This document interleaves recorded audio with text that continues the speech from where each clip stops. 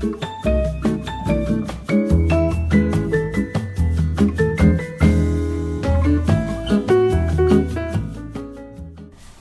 welcome to Word on the Street. I'm Shelly, your host, and we have a guest with me. Hello, my name is Tiffany Doan. I am a senior here at Santa Clara University. I'm studying general engineering with a minor in mechanical as well as entrepreneurship and innovation. I am also in SIE along with Shelly for the Office for Multicultural Learning, as well as involved around campus with athletics, AFIO, VSA, etc. Yeah, a little bit about me. So well versed. But I'm really excited today because we're going to kind of go into a general theme of media portrayals and just queer relationships. We kind of actually did a difficult dialogue. We're attempting to do a difficult dialogue about these topics, and it kind of fell off a little bit. But we're excited here today to actually have the space and just kind of yap about all these things that we've actually been preparing to discuss about in a larger setting. Yeah. But yeah, so media portrayals of LGBTQ plus relationships. And one of the elements of looking at it is how's the accuracy of this? How's representation is looking through media? And so kind of what are your general thoughts? Diving into it. If someone told you about what do you think about the portrayal and the accuracy of media right now? Where do we think we've come to? Are we in a good place? Do we need more involvement? That's a great question. I think that as of now, media, especially revolving around queer identity, is definitely more prevalent, and the exposure is definitely there. Although I would say that the kind of representation out there is very much the same, cookie cutter format of, oh my gosh, here's a character, oh my gosh, they have an identity crisis, oh my god, they're gay, woohoo! Who would have called it? I think there are definitely some older films out there that have more of a better understanding or portrayal of that kind of yearning and identification, storytelling of the self, whereas now it's pretty point blank of this person struggling, and then they find out, oh my gosh, they like someone of the same gender, and then how do I deal with that? And yes, that is very relatable, but it's also kind of being rerun, and I'm kind of sick of it. Yeah, I feel also they're in the media currently, I will always talk about this, but there's just a lack of sapphic representation through media, and I feel it's very palatable for people to understand men love, but women to women love, because there doesn't exist around a man is really hard for, just because we're so conditioned in a certain element of relationships revolving around it. Yeah, it just doesn't make any sense. And so, well, it does make sense, but a lot of people it's kind of hard to grapple with. No, I completely agree. I think because exposure of man loving man is much more common, it kind of takes women loving women either being sexualized or not being understood in the same aspect. Especially now with Heated Rivalry being out and it blowing up insanely. First off, I loved it, but I also love hockey, and it was great. It was different, different in a raw, very toxic kind of eye-opening kind of way. But I think because that kind of audience there, not only does it grasp the queer community, but also straight women who are just interested in a storyline of yearning and that same kind of romance genre. Whereas a relationship of queer women or lesbian women and the straight man, there's not much content there, if that makes sense. Does that make sense? Yeah. Well, I'm glad. Okay, because I'm on the fence. I'm really enjoyed the aspect of this just queer media being represented and everybody being interested in it. Yeah. But I had multiple problems, I guess, with how we look at it. Maybe one of them was the characteristics of if we're implementing an Asian character, we had to implement one who was half white. Yeah. Which is totally fine. But it also like fixed this a certain dynamic in what we find attraction and what we find sexual and what we find these type of certain identity groups. Yeah. And I don't know, there's just a certain play to those that I was like, I was like, it would have been interesting. How would the story thrive if these characters held different identity? Why was it so successful in the way it was successful, depending on who was playing these characters? Which I honestly think they did a great job, especially when you see interviews outside of the film itself. They are completely different people, and that just really shows the depth they played into the characters and how much passion they had into it. And I don't know, I honestly thought it was an interesting controversy as well, thinking about how one of the characters also had a girlfriend outside of the show. And so thinking about who can play queer characters, who can hold these identities. And, it's being an actor, it's kind of a hard, play, because you can be gay and play straight roles, but then at the same time, that can be interesting to think about when thinking about who can play these roles and why is that reason to play these characters. Yeah, I like how you bring that up. Something that came to mind initially, and just because it's just as relevant as Heated Rivalry, was the new season of Bridgerton. And it being another Asian American woman with a white man, and as you were talking about who can play what roles, and one of the main characters and brothers, Anthony, is played by a gay man, but he in the show is like straight. Yeah, it definitely is like, I mean, from an actor's perspective, it's really like you get what you want to get. Like, it's a kind of career path of what can best showcase the artwork that you've crafted. And when it comes to how people interpret that, honestly, like, if you're an artist, I wouldn't gaff about what the people say in terms of like what you can and can't do, because what kind of autonomy does the audience have on what roles you're willing to take? I think it definitely like has an impact on them for sure, because their I guess consumption of the media is what makes you successful. Yeah, I don't know. That's a tricky one. I know. I think it really depends on context and I guess like how things are played and what are they filling into stereotypes, or are they filling to just genuality of playing themselves in a way? And fully if it's done well. Yeah, like, that's like I think if it's like a lesser known actor that's coming out there and trying to make something of themselves, then it's kind of like whoa, wait, you're not like actually queer, you're not like actually whatever identity you were showing in the show. Whereas someone who's more defined in media and like has more of a structured character, and then their personality is already like, I guess, constructed and people already know who they are, then it's like, whoa, that actor or actress did such a good job in trying to portray a different kind of character. Yeah. Yeah, that's interesting. I have to add a little bit of a point, especially with, I know Heated Rivalry is the combo, but my only issue is like, okay, so a lot of straight women are into the film, which love. Like, we just love consumption of queer media. Like, I don't know, I just, in a general sense, I will praise that in a certain capacity. But my worry is the commodification of queer people, or this kind of like sexualizing of the couple, or use of their own vision, their own fantasy. And so it's like, like, I guess sometimes people do that with straight relationships or hetero relationships, but sometimes like that just like, wait, no, I get that. Like the standard woman and her gay best friend. You know what I'm talking about? Like straight women and gay men. And like how that's a kind of defined relationship of like, relationship of friendship, platonic, knowing that they both are attracted to men.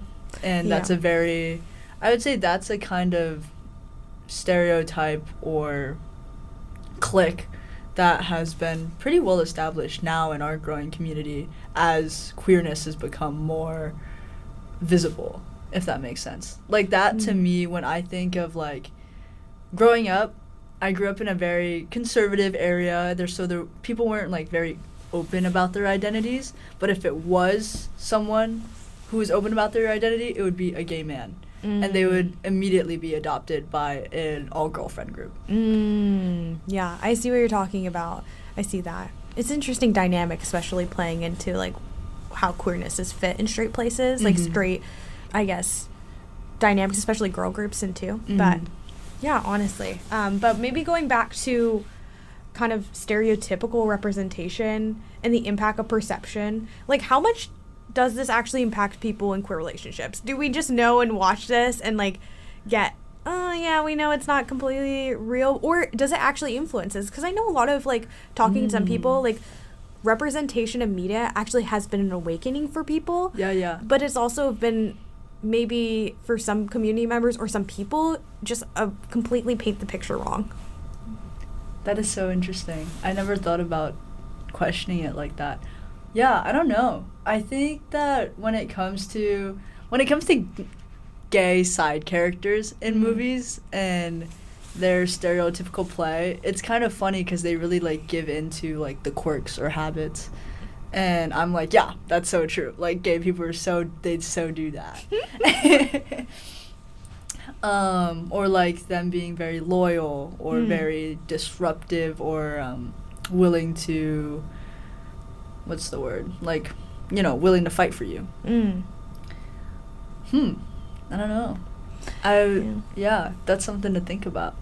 Yeah, I honestly, I'm gonna be completely transparent. I don't watch a lot of queer media. A lot of it is, like, pretty mainstream, like Heartstopper or Love, Simon.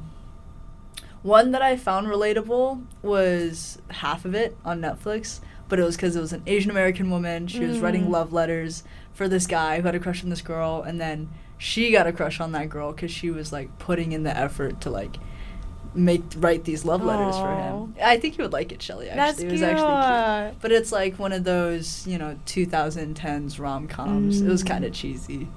Yeah. It was good, though.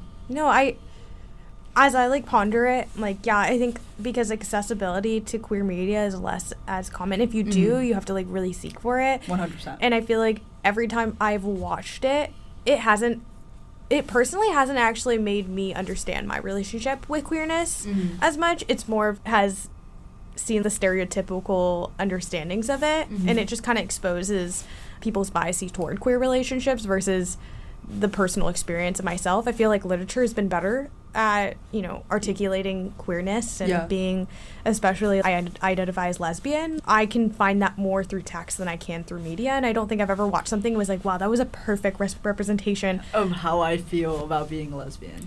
I feel like maybe, I know this is a hot take, but Euphoria and Rue liking Jules, like, maybe, like, just her, like, just, she doesn't know she's, like, necessarily, like, she doesn't identify herself as, but it's just the attraction. Yeah. I feel like that was kind of, I know maybe not as common when people think about queer relationship, but a positive or some more accuracy that I've ever seen in media for the first time. Yeah. I don't know if that's just me, but.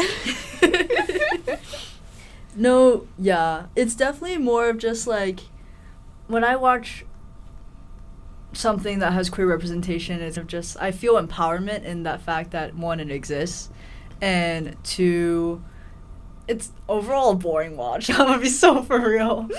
I don't get extremely invested just because a lot of the storylines tend to cater towards the gay man. Like you were stating earlier. Now, I'm not much of a reader. Shelly, I'm gonna be so real. I do not read. No, it's okay. But maybe I could pick up a book. I don't know. I think as a bisexual, my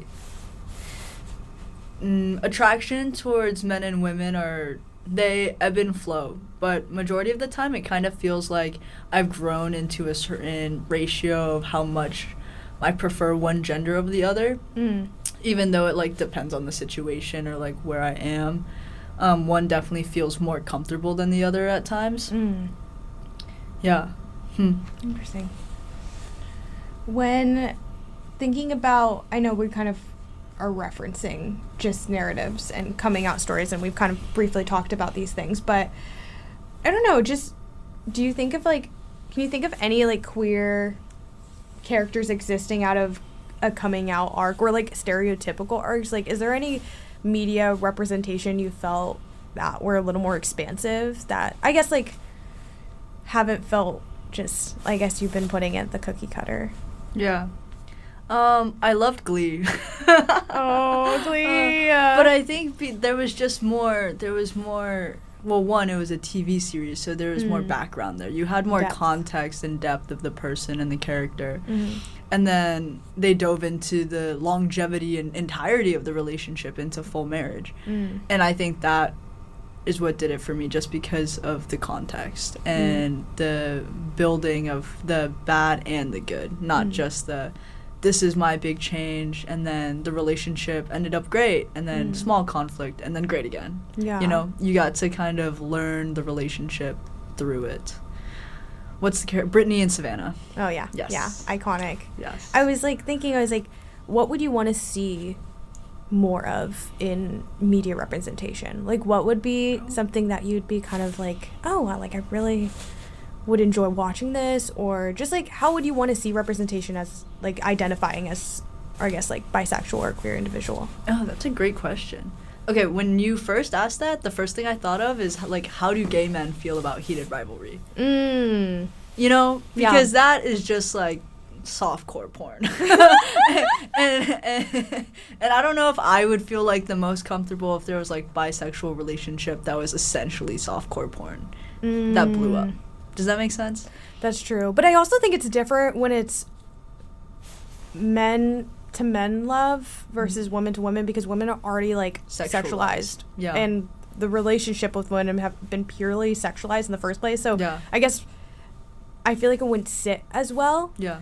But Bridgerton is having a new season with Francesca. Yeah. So I'm like, how is this going to be perpetuated, and what kind of love is going to be like seen, or like how are they going to do those scenes in a way that doesn't sexualize like the relationship versus just having, because what I have like heard about like heated rivalry, people are like, oh my gosh, there's so much sex, blah blah blah blah, but people like, when I was like the interviews made an argument. He's like, how many times, like, you've probably seen a lot more in straight sex contacts, but they wouldn't say it's like, oh, it's so much sex, right. But just because it's like queer related, it's like so much sex. It becomes more sexual. Yeah. And I feel like a lot of, in general, queer relationships have been considered sexual, because like coming out as gay or or queer or whatever lines is sexual. And that's why there's like a very big religious contention, because that's why they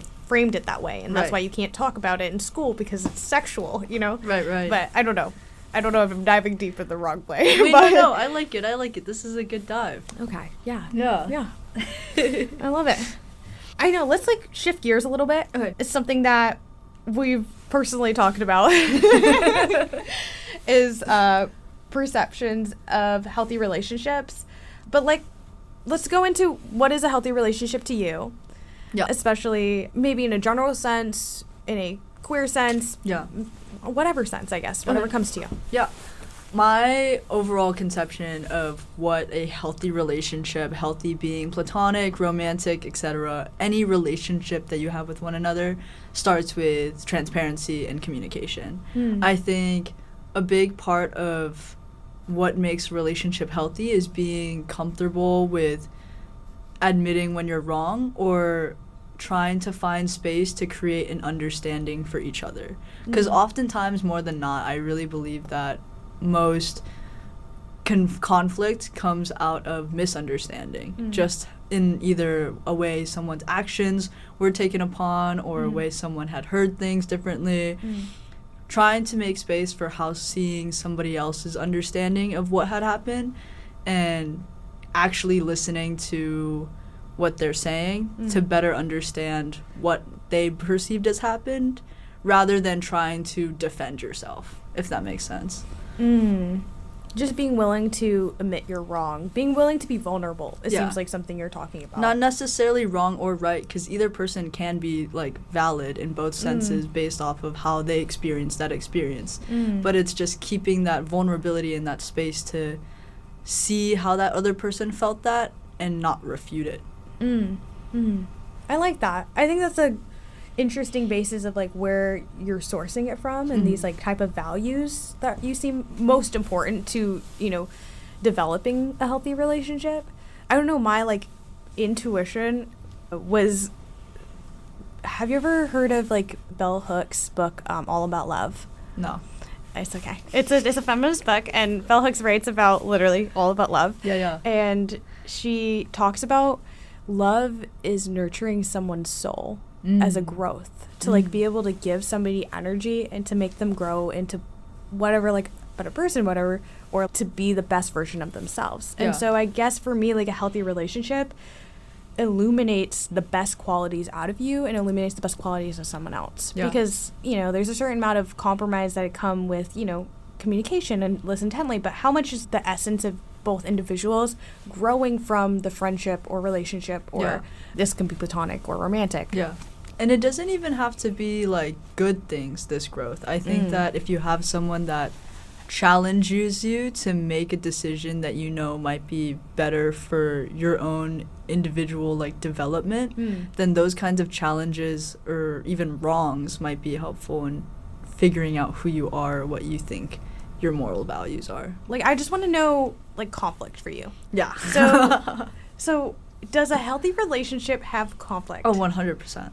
Okay, but what type of conflict? Like I think that conflict is 100% natural for a healthy relationship. There should be conflict to improve. Because if there is no conflict, then that means everything's perfect. And if everything's perfect, then everything's stagnant. Like, nothing is changing, if that makes sense. When I think of conflict, I think of changes. I think of challenges that are either for the better or just for a different. And sometimes different is good. I think especially since we're in our 20s, we obviously don't know everything.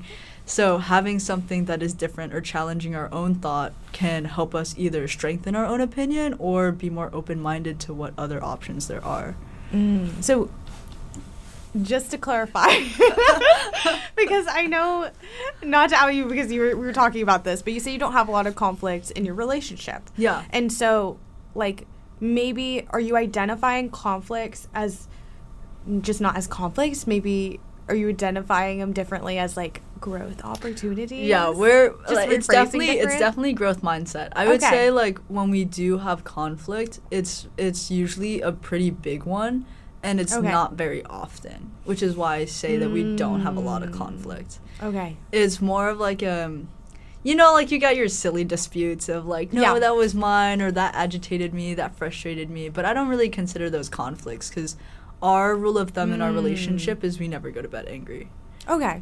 So we always, if someone is feeling like angry or frustrated at the other person, the longest we let that like lingering sit is maximum 2 days before we talk about it. Okay. Yeah. I see. Okay, that makes more sense to the clarification. For me, I'm like conflict, like I'm thinking like, dang, you ate like the last croissant I was about to demolish. You know what I mean? Like that's like also my head, but then you're talking about just like bigger conflict, bigger things. Yeah. Because for me, I'm just thinking not like the why'd you leave my window open? Yeah. Like yeah. No, that's like. Is it different? Like, do you think conflict in queer relationships are different than straight relationships? Oh, that's a good question. I think since experiencing both, I would say the kinds of conflict are different in terms of like that first year of like growing pains of like understanding what your relationship means. Because in a queer relationship, you have to not necessarily like define yourself, but find a structure that feels good to settle in and also feel good to portray yourself as, if that makes sense. Like meeting parents, for example, in a queer relationship, as someone who is not like super out to all of her family.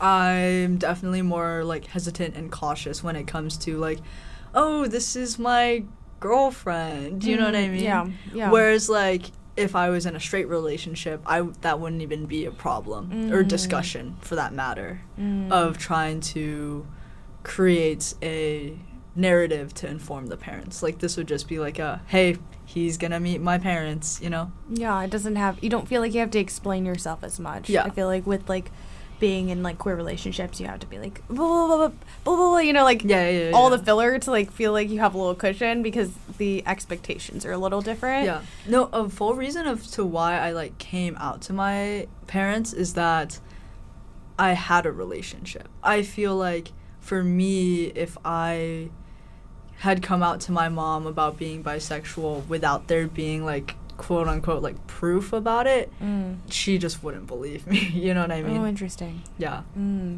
I know, I watch reality TV show. So I'm basing this off of this, but I feel like a lot of it, when it comes to, like, heteronormative relationships, a lot of it is communication. It's not, like, depth issues, and if it is, it's really hard to get to the depth issues just because the communication is already so lacking that it's just difficult to get to the points. Yeah. But, like, with a lot of, like, queer relationship, it can be in places of, like, both insecurity of maybe, like, queerness itself through the relationship, or it could be just elements of societal more than the relationship itself, because I don't know, maybe that's just, like, my personal experience, because I don't want to speak for everybody, because there's of course very accepting queer people and parents and those things, but I don't know, what are your thoughts on that? I think, I don't know. You don't know? Yeah, I like, sorry, restate one more time. Yeah, no, I was just saying, like, do you feel like queer relationships specifically, the conflicts are more external than the internal? Oh. Or is it both? It can be both too. Like, I'm just a general. I think it can be both. I think it does feel more external just because in a heterosexual relationship, a lot of it is trying to understand how the other person thinks. And I think in a homosexual relationship, like, I'm a girl, you're a girl, I know how you feel right now. Like, we've gone through the same kinds of rhythms where I can tell how you're feeling based off of certain actions just because we have that similar intuition. Where it's like, if I'm dating a guy, like, I don't know what you're thinking. Yeah. That's why I have all of my, like, friends for. Like, if I have trouble with guys, I'm going to go talk to my guy friends. If I have trouble with girls, I don't need to talk to anybody. Or, you know, I could talk to somebody about it. But, like, it feels less of an outreach project and more of, like, an internal reflection of, like, ooh, if someone did that to me, how would I feel about those actions? You know? Interesting. That's how I feel about it. I think that's why it may feel external. That's true. I like how you're kind of bringing in elements of just not going to be able, because I feel like that's social conditioning in a little bit. Like, we're kind of inherently, especially, like, a lot of women are socially conditioned to be similar, and we're kind of be able to pick on those emotional aspects. They're more easier to read versus, like, I'm not going to say all men are like this, but, like, you know, sometimes it's hard for them to even have that emotional intelligence to articulate their feelings and their thoughts, and so if they can't even figure out themselves, it can be even more difficult to even dive deep into the conversation in your relationships. Yeah, and that just goes, like, to a whole subject of societal norms for men and women and how, you know, they're different relationship styles, different kinds of patterns, and different kinds of power dynamics, and trying to understand one another. Because men ultimately are just less expressive, less emotionally vulnerable, and when it does come to vulnerability, it's like you open up once, and then you're like an open book to every girl. Does that make sense? Yeah, I see that. I want to go into the different relationships as experienced, both, like, woman romance and then platonic ones, and, like, just kind of navigating those. So I guess, like, how do you distinguish romantic love to your friendships? If that's not something you do extinguish, how do you explain it in a way personally? That one's really hard for me. I think I grew up crafting and developing such good relationships with my friends from home. Like, I love them to death. Now, when it comes to trying to differentiate that kind of love for them versus the love that I have for my partner, it's really up to, like, the kinds of actions. Does that make sense? Like, the actions that I partake. So, like, for my partner, obviously it's a little bit more intimate, and there's different kinds of gestures, such as, like, cooking a meal in a more romantic way, whereas if I'm, like, cooking a meal with friends, it's, like, less, I guess, more playful in a way, if that makes sense. I don't know, like, my mindset is, like, I have more fun with my friends and it's less thoughtful, whereas my actions towards my partner are more intentional. Does that make sense? I think so. Well, I'm curious, I guess, what's coming up to my head. Yeah, go ahead. Is, like, when you're talking about action-based, but what about, like, the attraction-based? Like what elements of, I guess, I'm trying to articulate in this way. Like, I know action's a big thing, but, like, there's still this element of attraction that transforms it because, you know, like, still with my partner, I have elements of friendship that manifests in itself, but it still feels different because we're in the relationship, but I don't need to do romantic gestures. Like, I don't know if I'm articulating it. I think I'm picking up what you're putting down. Okay. Yeah, I don't, for me, in terms of attraction, me and my partner, we're very, like, open. Like, if we think someone's hot, we're gonna, like, state it to the other person, because it's open knowledge to each other. We can appreciate when someone's attractive. Okay. But when it's, like, I guess this is where it comes back to the action for me. Like, if I think that someone is attractive or if I'm attracted to some person, it's just, like, a fleeting thought. It's not, like, something I'm going to put action into because I have a partner. Okay. So you're just exemplifying choice. Yeah. You're just saying, like, I'm choosing to be with you. I choose to have these things. Yeah. Interesting. Yeah. That's interesting. I feel like on a personal level, I don't know, it was really hard for me to distinguish, like you're kind of talking about. And I think, like, what changed for me was that extra level of an emotional feeling I wasn't anticipating. Yeah. That, like, was, like, the big distinguisher. Because throughout my relationships, I was like, you know, I love you as much as I love all my besties. Yeah. But I didn't know if that was a problem. Right, you know, and like just thinking about, like, how my affections for them were kind of equal. Yeah. And I feel like it's very hard for me too, because I also had a friend. We literally lived all summer together. We cooked dinners together. Yeah. And it was all platonic. Did everything. We literally lived in the same space. Yeah. We would just hang out, coexist. Like, it was basically, like, if on the outside, it could even look like a relationship. Yeah. But it's, you know, it wasn't. Like, at the core of it, like, we are, like, solely the friends that we are. But I don't know. I just, like, I feel like it was, I don't even know how to even articulate this, like, distinguishing feeling of, like, of emotional movement that made it, like, completely different for me. That I was like, oh, like, what is this? I felt like the Grinch when his heart was, like, 3 times. And it grew 3 sizes. I was like, oh, like, this is interesting. I do, when you brought that up, I have a best friend, and her parents thought that we were dating for the longest time, and kept trying to make hints to her of, like, hey, like, it's totally okay. Like, we love you for who you are. And she is bisexual, but, like, we were not dating. Yeah. Because I'd be over all the time. We would do everything together and just, like, spend time. And it was all platonic. Yeah. Yeah.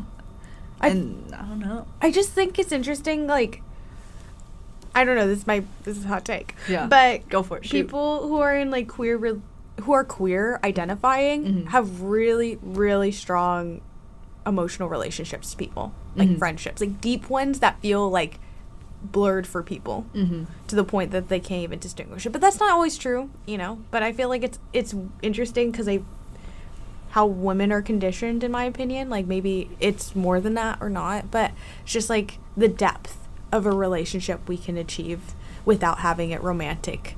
Yeah. Is like, or the kind of intimacy that you can make out of a relationship without it being romantic.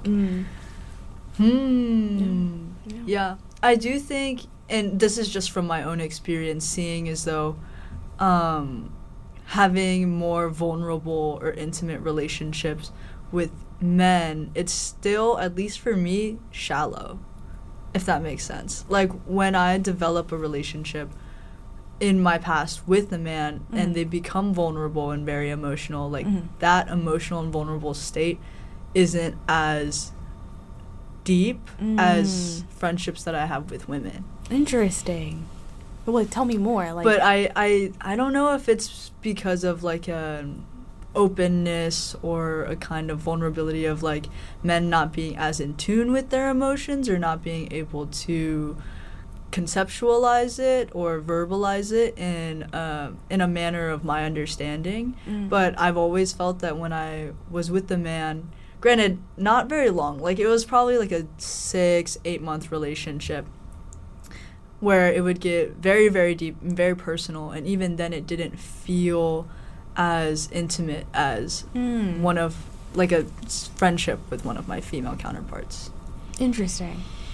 Yeah. I'm trying to think, because, like, growing up, I had a lot of guy friends, like, just generally, just because I, practiced with them, ran with them, and so I got really close with my friends. But I'm trying to think, I'm like, there was a difference. Like, I had a lot more guy friends, but the emotional depthness that I would have with a female friend was just so unmatched. Yeah. In the way that connection was able to like develop and understand. Yeah. And yeah, I can resonate with that. I can resonate with that. Yeah. Granted, those friendships that I had with all of, like, my guy friends growing up, like, those are my best friends because I did everything with them. Like, we wouldn't talk too much about each other, yeah, but more so, like, spend time and go about actions and, like, a lot of quality time rather than, like, self-discernment, if that makes sense. Yeah. Whereas with, like, a female friendship, all we would do is talk about each other and understanding each other. So connection just manifests differently in how relationships are about. Yeah. I see that. I wonder that is how it influences through queer relationships, too, and that's why, like, it feels so different. Yeah. Because the depth. Right. Interesting. Interesting. Okay. How about we go into our next topic of discussion? Longevity of relationships and queer relationships. I think there's been a lot of different takes on this because some people say, like, I don't know, is it wrong to say there's, like, very formal stereotypes amongst, is this woman relationships or men relationships, like the longevity of it? Because I feel like hookup culture is a lot more bigger in men-to-men relationships. Yeah. Of the expectation to, like, kind of, like, just, like, no strings attached. But I don't know. This is also a generalization. I don't want to, like, feed into that. But also with, like, women relationships, U-hauling and fast connections, you know, like, what is it, like, first date being 5 days long. Yeah. That's exactly it. I know, exactly what I was thinking. But honestly, like, where do these, I don't know, do you honestly think these stereotypes are, like, got a little bit of truth to them, or do you feel like they don't, like, I think, on a personal level? I think through my personal experience and viewing my friends who are in queer relationships, I think it's definitely got some truth to them. I think a lot of it is, like, at least for women and women love, U-hauling or, like, going fast is definitely less so of, like, fast in an intimacy level, but more so fast on, like, an emotional depth and, like, that person really being your person so quickly just because of, like, compatibility. I really think when well, one, when a woman finds another woman and they're like, oh my gosh, you're like my best friend. You know what I mean? I feel like women make friends so easy. So when they are attracted to somebody else and have like this deeper connection, continue to talk and talk for hours, having a deeper emotional connection can definitely lead to like a fast relationship and quick compatibility. And then once you see past just simple compatibility and it starts to go through conflict, like we were talking about earlier, it's like, how much capacity does that person have for understanding? And if it's not a lot, well, then the relationship's over. You know? Yeah. That's my personal take. What do you think? There's a combination of things, I think. Like, yes, I think a connection, and then finding these connection, it's so easy to dive deep. But I also think a lot of lesbian relationships, especially, aren't really explored. Like, I don't know, maybe that's incorrect to say, but a lot of the time I feel like it's still very new. Like, even someone who's bisexual might not discover a lot of woman-to-woman relationships. And so when they are, they're hit with the connection. Yeah, and so it's easy for people to, like, spiral so fast into the relationship because it's something new but so familiar and easier to get into versus, like, it's harder to build this relationship sometimes with men. And so I feel like that's can be accelerated, especially if you haven't had a lot of relationship with women. And I don't know, I feel like that's why it's, like, so easy to, like, that, like, U-hauling phase. But honestly, you know, like, it's kind of sad how, like, the origins of U-hauling is from, you know, like, just out of the aspect that women had to hide the relationship, Right. You know, being Run away. Yeah. Well, no, actually, it's because they moved in together, right? Because when at a time, you couldn't be, like, openly queer, Right. but you were roommates. Oh, I see. And so, like, And they were roommates. and that's, like, how their relationship would survive without having, you know, the label and all the other things. But I don't know. I feel like there's a little bit of, like why are lesbian relationships known to move fast? Like, what is that element that, like, where's that coming from? yeah, like, why do we like to accelerate it? Like, what is that? Where's the need to go fast? Well, is it because, like, honestly, like, I feel like men are, like, okay, let me rephrase this. Women, when they're open about the future, sometimes there's that stereotype that men don't want to know all, like, they don't want the future, they don't want all of those things, like, it's kind of fearful, like, an element, like, oh, you're going on too much, or, like, blah, blah, blah, blah. But with a woman, you don't feel that as much when you're, like, talking and delving about future, or, like, talking about the future in a queer relationship is not talking in future with a relationship with a man. Yeah. I don't know if that makes any sense or if that's incorrect, but please question me. Wait, yeah, I don't know if I fully agree. I honestly think it could go, like, either way, up to the individual person's kind of commitment. Because, like, I would say that there's just enough, like, I wouldn't say there's equivalent, but there's just as many toxic men as there is toxic women. And they're just formulated in two different kinds of aspects. I think the toxic man is just more identifiable than the toxic woman. Okay, maybe, like, let me rephrase this, because what I'm saying is that when relationships develop, sometimes talking about the future can be very difficult, but especially with relationships with men, because there's a stereotype of, like, not wanting to, like, go too fast in a like, relationship. Commitment with men, but also commitment with, you know, some people just have commitment issues in general, like, that can be a queer thing. But I didn't know if it was just, like, more of a thing for a faster connection with women relationships, because you're more open to talking about the future. Or being open to just, like, share your life right away. I think it's more so that. Right? I think it's more so being open to sharing about who you are, what you've been through. Yeah, women just being more vulnerable to talk about their experiences rather than waiting for someone to, rather than men who oftentimes wait for someone to give them the opportunity to talk, and then it's like a big dump, you know? I think so. sliding into our next topic.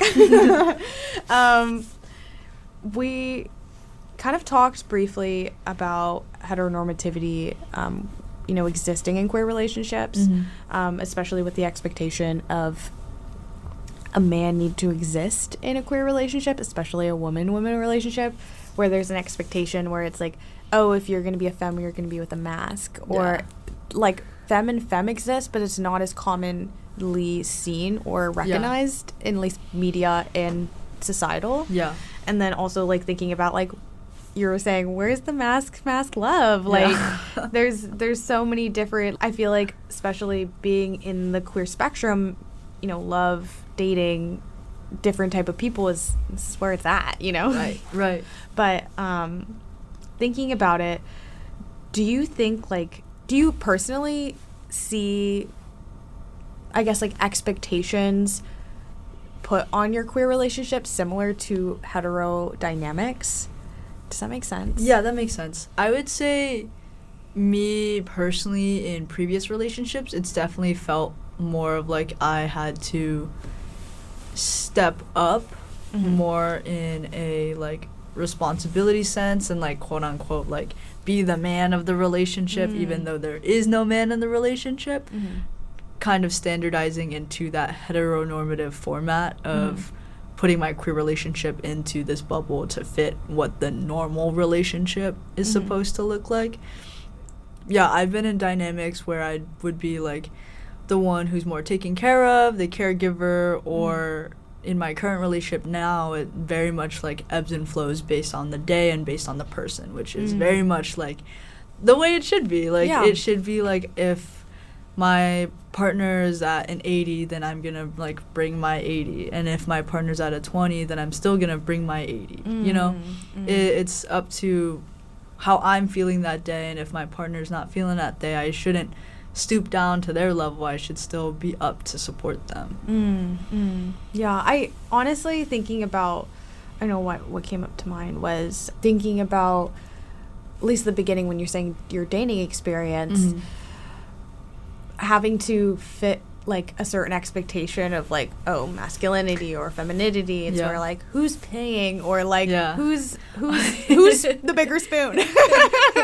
who gets to be little spoon tonight? Who's picking up the bill? Yeah. Honestly, like whoever initiates the date should pay for the bill. Or in like a more mature, more adult way, and now that we're in our 20s, more financially stable way, like who's making more money? Like let's be realistic. Because I'm perfectly okay with splitting everything. Like that's more than okay. But when it comes to like if you're thinking about a greater future of like, okay, who is making more money and will you have joint bank accounts, blah blah blah blah. Like all of the future stuff, I think in comparison to a heterosexual relationship, there's more conversation there. I think with a heterosexual relationship, there's much more pattern and, experience that you can see on television or just in general from the people surrounding you of like, okay, what's the next thing that I should do or what's the right thing that I should do for my relationship? Whereas queer relationships, there's not as much structure. There's not as much understanding of what a future could look like, if that makes sense. Yeah, because there's like it's not as often you see like woman to woman relationships on the TV where you can kind of replicate in a way, because I feel like as we exist, as we grow, we replicate what we watch, and so then it can be difficult like kind of figuring out your own dynamic in your relationship because you're kind of trying what other people do. I think it's gonna be hard because depending on like dynamics, I feel like because I feel like I'm older that I have to put in these certain roles at the end of the day, but then at the same time I'm like, it shouldn't be like that always. So it's, for me, it's kind of hard to find the balance because I push for heteronormativity. Personally. And even though I don't, we're both women in relationships, sometimes comes automatically where I'm like, oh, like, I'm supposed to pay the bill. I'm paying for the bill. It took me a while to like get comfortable with the idea of like being paid for a meal or getting covered and like being able to do these type of things. Like I could see it implement my way through, especially like just existing in a woman-to-woman relationship. Yeah. No, I love that you bring up that example, because my partner actually, whenever we go out to dinner, she absolutely despises. And she despises it when the hostess or a waiter doesn't put it in the middle. They always lean it towards me or target like the little card machine towards me even when she pays, because she's feminine presenting. And it just makes me laugh every time. There they go. So because we alternate dates, so when it's her date and she like makes initiative, then she's like, okay, I'm paying for this date, and they always lean it towards me, and she gets salty about it, because it's once again like playing into the heteronormative stereotype of like, oh, the more masculine one will be paying, or like the more masculine one will be picking up the masculine tasks. Yeah, it's just like, it doesn't exist. It's just what I love about being in a woman relationship and just being like queer in general is just like, you really get to explore something outside of yourself and like kind of explore like authenticity. Yeah. Because, you know, I guess like I have dated men in the past. Yeah. And so in those roles, I felt like I was playing a role. Like Yeah. I felt like I'm a little character being like, oh, so you're going to pay. Which I'm not, 100% opposed all the time. But, it'd be like I was confining myself through an expectation and confining myself to present myself in femininity and not have like, I guess like masculine elements or masculine feeling restricted almost to the social norm of like, if I'm the female in this relationship, then I'm ultimately gonna be the more either submissive one. Yeah. I think it's hard. I think also just like thinking about how I've seen on the outside too. Yeah. It's like 100%. Yeah. Like what people perceive it as and how you're experiencing a relationship are two different things. And I don't know. Yeah, nobody really expects 100%. So no, because like going out into public, they're like, oh my gosh, best friends. Yeah. Or like, twins. Yeah, it's definitely like more of a statement being in a queer relationship to like hold hands in public or be more like, not even more affectionate, but just like hug each other outside in a like more intimate way, rather than like doing that with a male counterpart where it's been so normalized and that's like in everyday, whereas like, oh my gosh, gay couple on the street. Although it is empowering like as a queer couple to see like another like woman-loving woman couple in public and be like, oh my gosh, yes, there's more of us. Yes. Every time I see another queer couple, I'm like, look. Yeah. The gays over there too. Wait, let's make eye contact. Let's make stranger friends. Yeah. I know. I think it's exciting to find connection in that way with other people and like without saying anything. Yeah, it's just so subtle and so like little minuscule things that just kind of, I don't know, make it. And I think you're right. There's a certain type of element of vulnerability and bravery when it comes to like being visibly open in a public space. Yeah. I think also like it comes with the already assumptions of like friendship or being sisters or doing all these things it's just like being able to express those things comes at a certain cost at a certain point. 100%. And it's ultimately like around the environment, because if the environment is more open-minded or welcoming and you can already perceive that, then obviously you're gonna feel more comfortable. Yeah I just like, I get it though, like existing in different spaces, because like you get the looks, you get the side eyes, you get the the what the confusion, but I don't know, always a good statement to we exist, we're present, and we're in your community, right? So that's real. I guess like finalizing our last topic, I think we were briefly overviewing or like kind of discussing this about, automatically when it's a woman relationship, we just assume it's like a lesbian couple, which is, it's not full scoping, I guess. Women relationships can be defined in so many different ways. Yeah. But I was interested because I liked how you described your experience about it, like how you prefer like queer relationship. Yeah. And because it really stands out to your identity more. If you want to like kind of discuss about that. In my previous relationship, the first time it was like kind of defined, my partner defined it as, or my ex-partner defined it as a lesbian relationship. And it just caught me off guard because that was just not a term that I like really resonated with. So yes, like us being together does make us a lesbian couple, and there's nothing wrong with that. It was just not something that I really felt in my heart of like, oh, this is how I'm defining this relationship. That's why I much prefer more like queer relationship, much broader. That way it doesn't define to a singular kind of sexuality, being more open to everybody. Yeah, because I honestly think, like, especially, like, we were talking about how our label of, like, course being, like, lesbian or woman-loving or queer relationship, like, there's so many spectrums of people who identify with that, and that can be, like, you know, we have our non-binary community, we have people who identify as trans and also identify as lesbian, we have people who identify in the spectrum of identities that, you know, label it, and that's why it's kind of nice in that regard, but also it's just, like, a tailing to, like, labeling of queer relationships and tailing with the comfortability of your personal identity. You know, personally for me, like, because I identify as lesbian, like, it's easier for me to, like, fit into that role or hearing that and, like, and in, you know, just understanding that how self-identification coincides with personal labeling of or what labeling you want.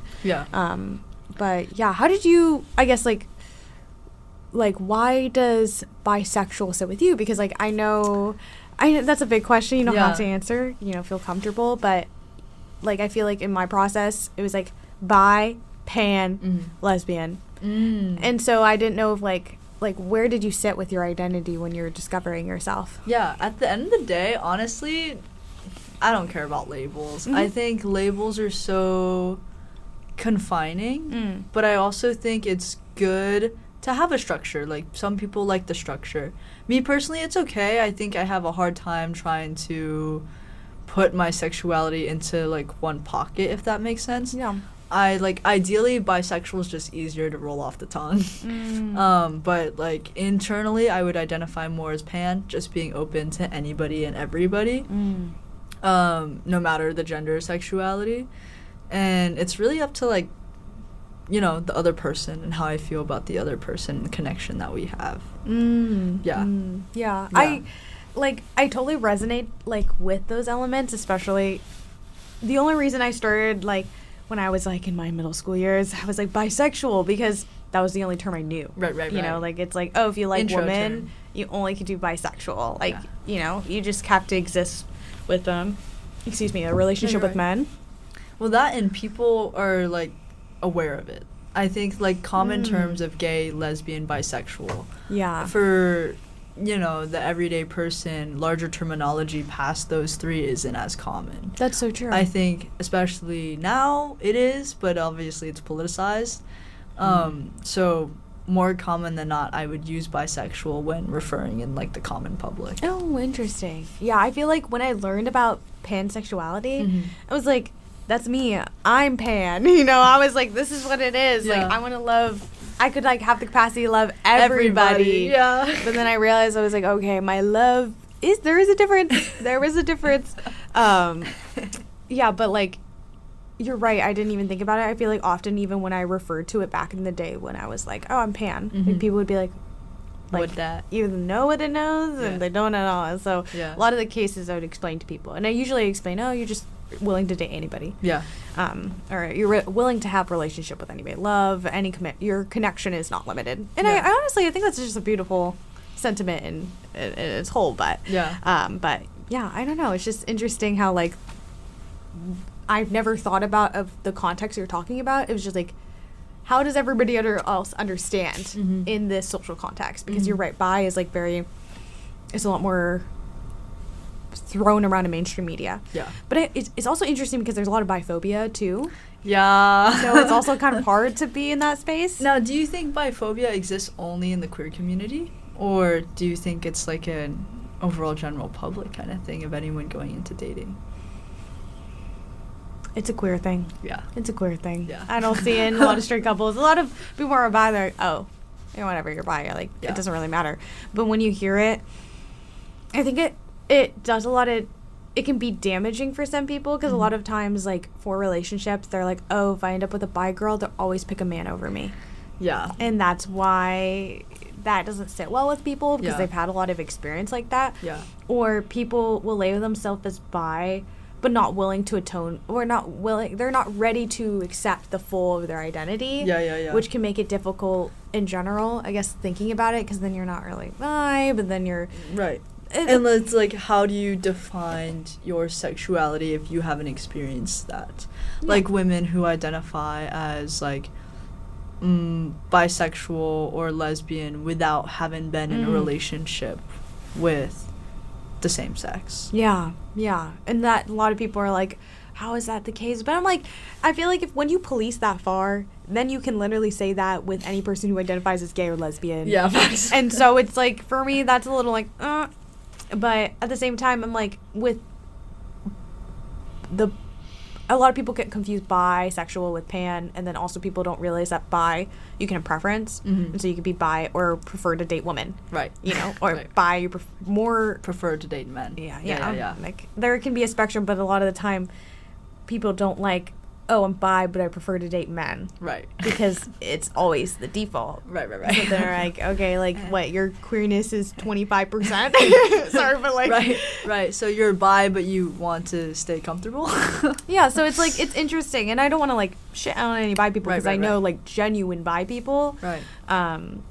As yourself too, and you know, just generally, like, every time I've talked to somebody with like who is bi, they're it's a free reign. Like, if you meet somebody first, it just depends on who it is. You know what I mean? Like, it really is that person, and it's really not about it's not really shielding you from, like, I guess what they identify as, or who, I guess, what they're a man or a woman. It doesn't matter, you know? Yeah. But I don't know. I feel like it's interesting. Do you think, like, have you experienced biphobia through dating, especially through women? Like, if you're dating a woman or pursuing women, you tell them they're bi, do they take a step back? Nah. No? Never? Never. Interesting. I've never experienced that. Granted, my coming out was pretty late, where I was pretty defined for myself. Like, it was senior year of high school. Okay, yeah. And I was very much a free spirit. And then coming into college, like, that free spirit kind of stayed. Yeah. And it held. And I don't think that, like, when I told people I was bisexual, there wasn't any tension. It was kind of just, like, an exploration. And granted, the people that I was with, it was, like, either their first time being with a woman as well, or they've been with women before they were also bisexual. Yeah. Have you had conflict with... Well, you said you haven't had conflict at any time, but have you... let me rephrase No, this. you're good. Is your... most of the women that you have, like, I guess, like, connected with, have they been, like, bisexual themselves? Has that made a difference in the way? Or have they identified as lesbian? That's so interesting. I think I don't mind being a person for someone to explore their bi-curiosity. You personally don't mind that? I don't mind that. But that's Why? just because me, like, I've been through it before, and I've committed to it. And I don't, like... when it comes to hookup culture, like, I don't have a very big emotional... Not that I don't have a big emotional connection with people, but it's like, I'm very transparent about what the relationship is and what it's going to be. And if they want it to be more, it's got to be, like, a full conversation. So when I establish something with somebody else, I'm very transparent of, like, okay, this is what it is, and if you're just trying to explore, then that's what we're going to do. So I'm not going to invest any, like, emotional well-being unless we have a conversation that you want that and I also want that. Setting the expectations. Yeah. Right. Communication. Yeah. The values out here. Full circle. Hey, you got to practice what you preach. No, that's real. That's real. I guess we're wrapping it to the end, we've talked about a lot of different aspects of queer relationships, media representation, talking about what healthy relationships look like, identifying, labeling, stereotypes, all of these type of things. And I guess coming to an end of, to the podcast, I think it'd be a nice takeaway to reflect about the exposure that we have about queer couples and, just thinking about what representation looks like, what kind of representation do we actually want to see in our community, and understanding that healthy relationships can manifest and look differently. We both kind of described in different ways, and so it's interesting how we can have similar views and differences, and how everybody can have that personalization when it comes to thinking about their relationship and thinking about themselves and thinking about how they identify with themselves, especially with queerness and just being a part of the LGBT plus community. We're not meant to be in a standard box in any expectation. We all have these individual personal outlooks. But I guess, any last words before we close? No. Love who you want to love. It's great. Be comfortable. Be uncomfortable. Challenges are good for you. Period. All right. Share love, y'all.